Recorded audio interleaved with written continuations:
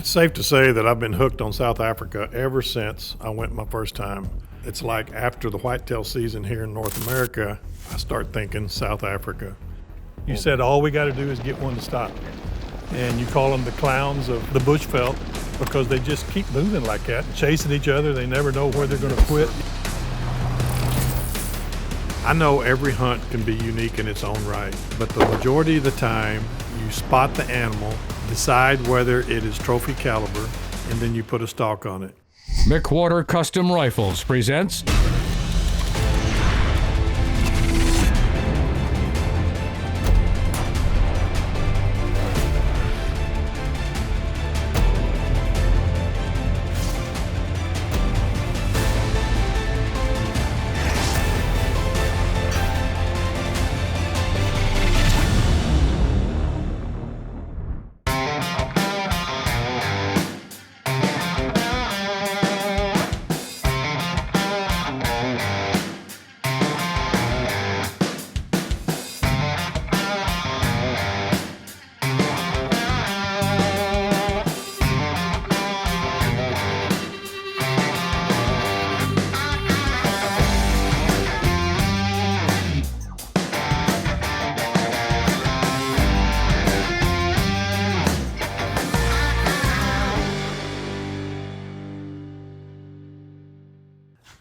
You know, one of the aspects I really like about African hunting is the way you hunt. It's you, your pH, and you're stalking an animal and you're shooting off sticks. It's a whole lot different than I've hunted whitetail the last 50 years. That's probably why I like it so much. Join us this week as I try to fill the quest for 2 more slams in the same safari, the wildebeest and the springbok slam. You don't want to miss this. Precision Hunting TV is brought to you by McWhorter Custom Rifles, Extreme Wildlife Adventures, Swarovski Optique, Yeti Coolers, and Barber Creek Shooting Academy.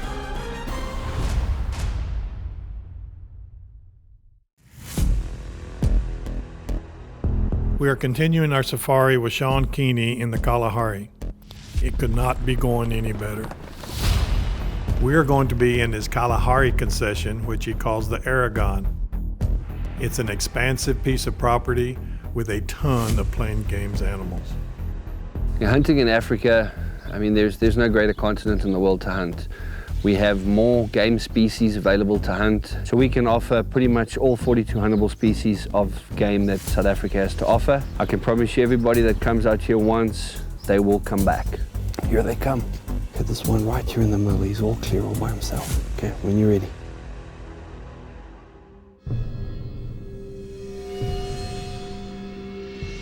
Shaun Keeny Safaris is the best place that you can go for a newbie or a veteran safari guy. He will take care of you. The animals are all mature and trophy caliber. In the thought of the 3 months between whitetail and South Africa time, it's all I ever asked for. We have some awesome animals on the ground, including a blessed buck slam.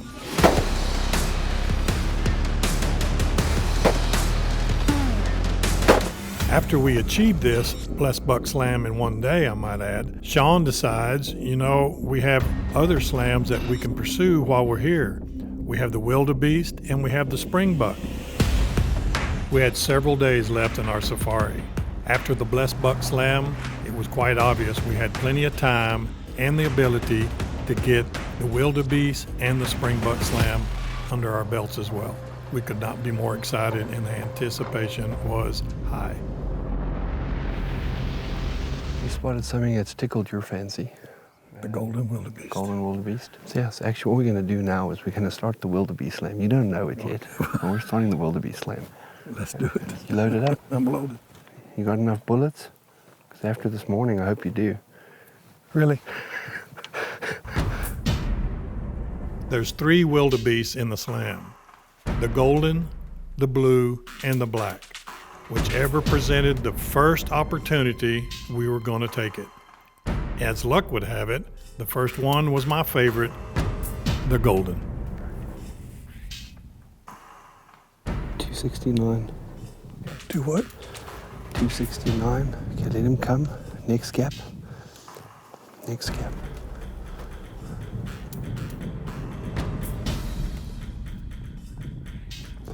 Here he comes. You on him? Whoop! On the point of the shoulder, right?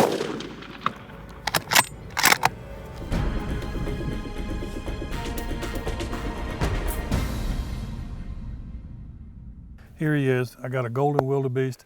It's going to look great back in Texas.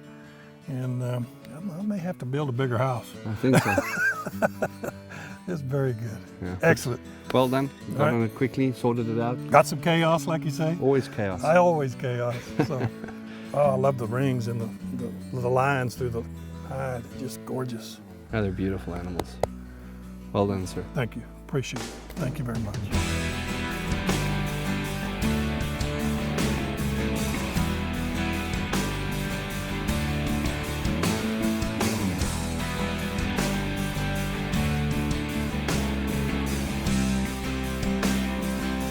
With the golden wildebeest down, we decided the next morning was going to be us going after the black wildebeest.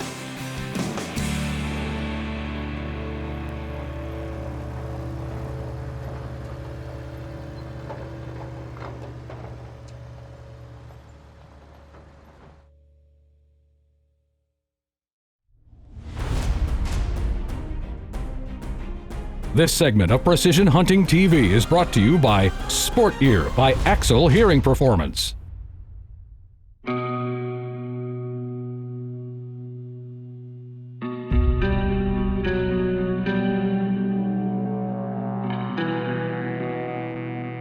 With the golden wildebeest down, we decided the next morning was going to be us going after the black wildebeest.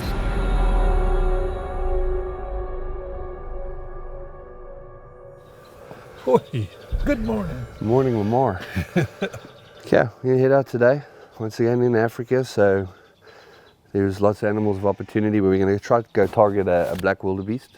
You know, we have the golden, we have the blue, and we have the black. The black likes to live in a more open terrain where the blues and the goldens tend to stay more in the thicker brush. So yeah, I think that's a game plan. We got to start somewhere. Yes, sir. Let's go. The black wildebeest is on steroids. He's crazy. That for no reason, the herd will just bolt and run.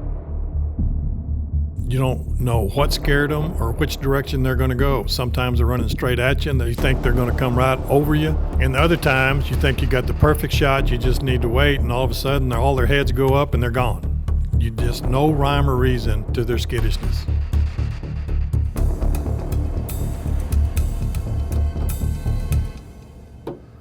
Right. Kind of where we came driving along, we spotted a herd of black wildebeest. They're feeding. This open field behind us is this is where they like to be. We spotted a big herd of wildebeest. Now, getting Seth ready with the camera, Shaun ready to pick the biggest one, me to get on the sticks and be prepared, and all three of those things to be in sync, it was proven to be tough. See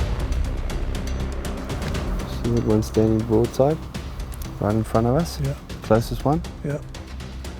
You got him, Seth? Closest one to us, towards the right a bit. Yeah, just watch him. Okay, take him. Go. Watching him. All the way to the right.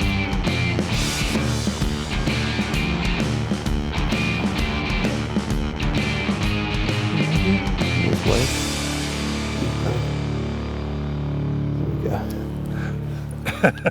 Down. Well done, sir. That was awesome. I'll tell you so, that's crazy. The herd was just, you had the cows to the left and the bulls to the right. And what made it easier was that the bulls were all big. You All said big. all we got to do is get one to stop. Yeah. And you call them the clowns of The bushveld. the bushveld because they just keep moving like that and chasing each other. They never know where they're Running going them to quit. circles and And all we had to do was get one of the bulls to stop because they were all big. yeah. And we finally got one. Took 2 or 3, but we finally got one broadside. 300 rum did the trick. 30 yards and he's down. 30 yards and he's down. And 2 of the 3 of the slammed down as well. I tell you what I get to do now. I get to go put my hands on my first black wildebeest. Let's go do it. Let's go.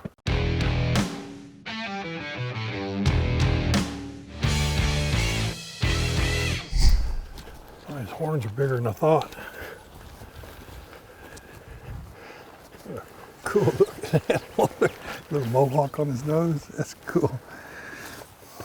Good shot too. Perfect. I'll take that. In judging a trophy, we line it up with the eyes, so where the horns bend up, we want that in line with the eyes, and then the tips coming up in line with the bosses, and as you can see, he meets that. He meets that. Okay, Lamar, this is number 2 of the 3 of the wildebeest slam. Right. So we got the golden and we got the black. So we just got the blue left. We got the blue left, the poor man's buffalo. So obviously they don't live in the open like these boys do, so we're gonna have to head into the brush a little bit and probably end up doing some tracking and closer range, thicker brush. Going to be an exciting hunt. So. Well, the good news is we got lots of daylight left. So lots of daylight. Let's go find a blue. Cool. With an excellent shot from the McWhorter, I had my black wildebeest, and this was starting out to be an excellent hunt. Precision Hunting TV is brought to you by Hoffpower Auto and Outdoor Stores, Rudy's Country Store and Barbecue, Sport Ear by Axel Hearing Performance, and Surge Pro by BioFact Crop Care.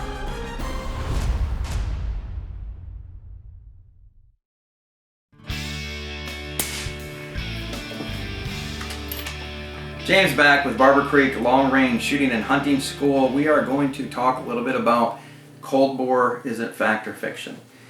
Now, in my experience, what I've seen is if it's a really poorly built barrel, in other words, you get a factory barrel that's not properly stress relieved and not vertically hung, then you can get some issues as the molecules start to heat up in a barrel and a barrel walk.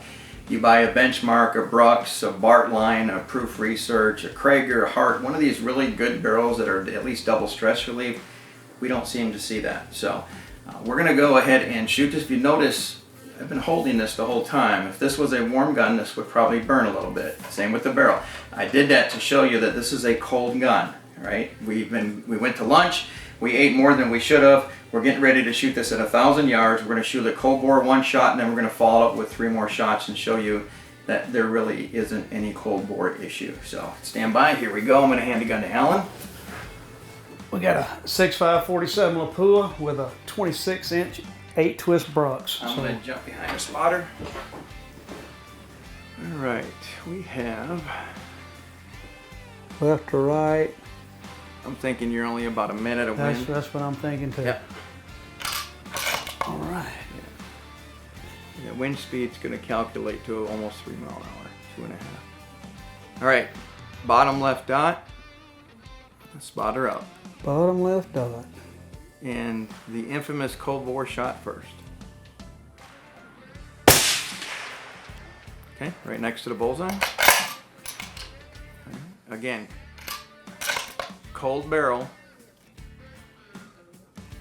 Let's shoot at the same wind. Again, it's picking up a little bit, just shoot the same wind just so we can have the same shots.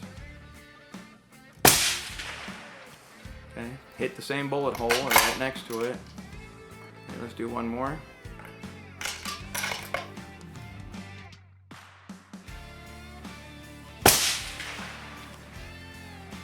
Okay. Oh, that shot high. That one shot high. Let's shoot it. Let's throw another one in there.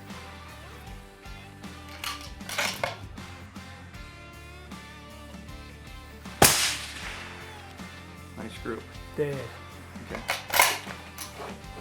Now we had one bullet that went a little bit high, but it had nothing to do with cold bore. That was just probably a little bit extra powder charge, or I ate too much at lunch. Or you ate too much at lunch. Bottom line, we shoot every single day.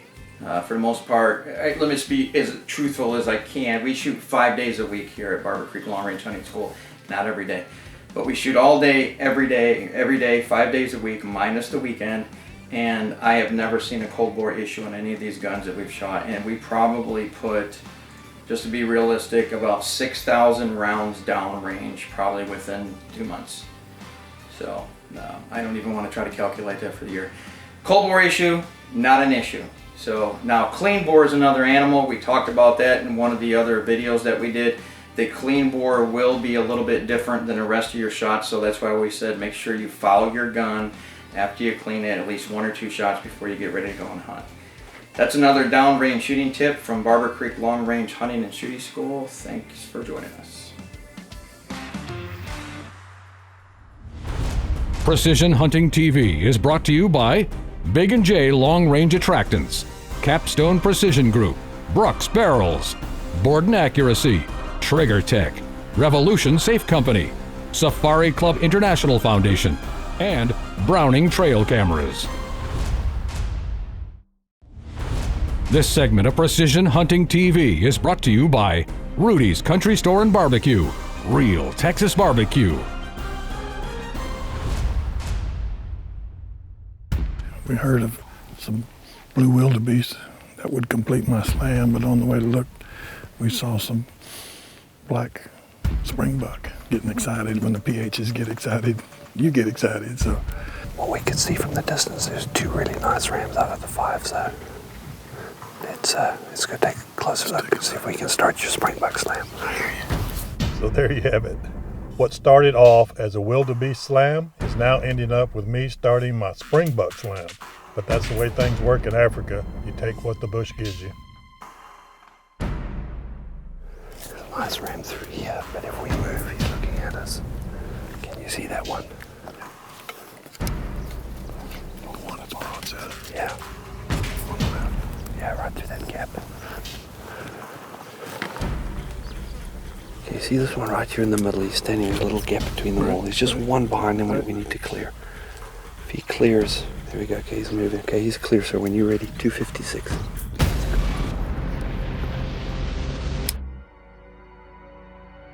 Take him more.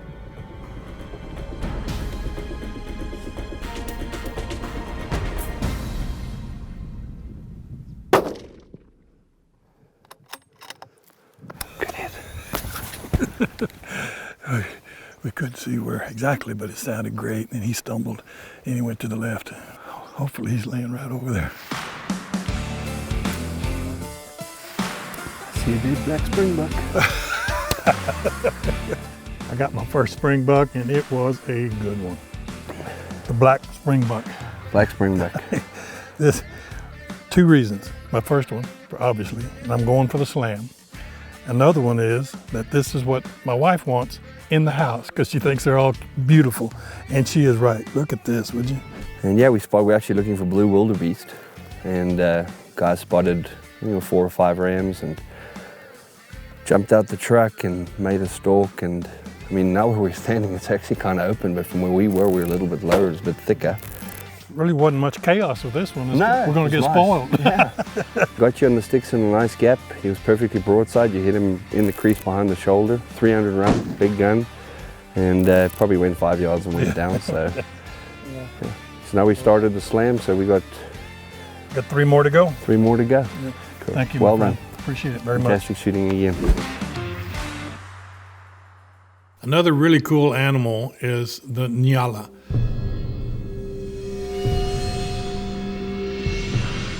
We're driving around, spot some herd of sable cows, and I said to CS, wow, this is a nice big herd of cows, and there's a nice bull with him. It'd be nice to get some footage. Okay.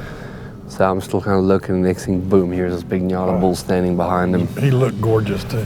Wind's not great, but We it's... don't know until we try. Yeah. The sun's going down. That's so why we got to try. Let's go find him. Let's go find him. Shaun has some really nice ones there. They are considered a little bit rare for a trophy. See that sable moving there? Just to the right of this big tree. See that tunnel? So we're after this nyala, and he is proving to be quite the quarry. He is 1 step ahead of us the whole time, it seems like. When I'm in position, he's not, or when he's in position, Seth's not, and we're just trying to get everything right.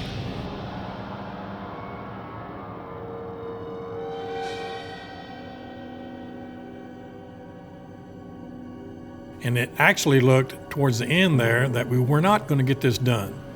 But just as luck would have it, he decided to present himself to me in a shot that I could take at over 200 yards, which is not easy on the sticks, but I felt confident with my McWhorter. Stop him again.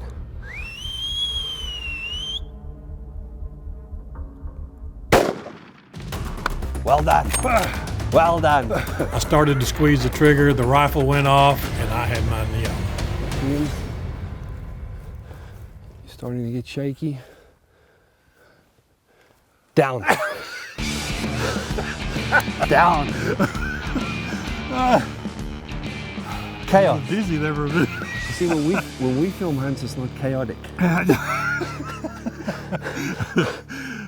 This is gonna give me a heart attack doing this stuff. See, it's a beautiful animal, you know, with the black, it fades into those brown legs with the white stripes, beautiful chevron face. Nice old bull, worn tips. I want to tell you, friend, thank you. Thank you very much from the bottom of my heart. To end the day, we had a real treat back in camp. Carl had harvested some truffles on his place that were going to be part of the meal that night. It was going to be my first time to have them, and they were delicious.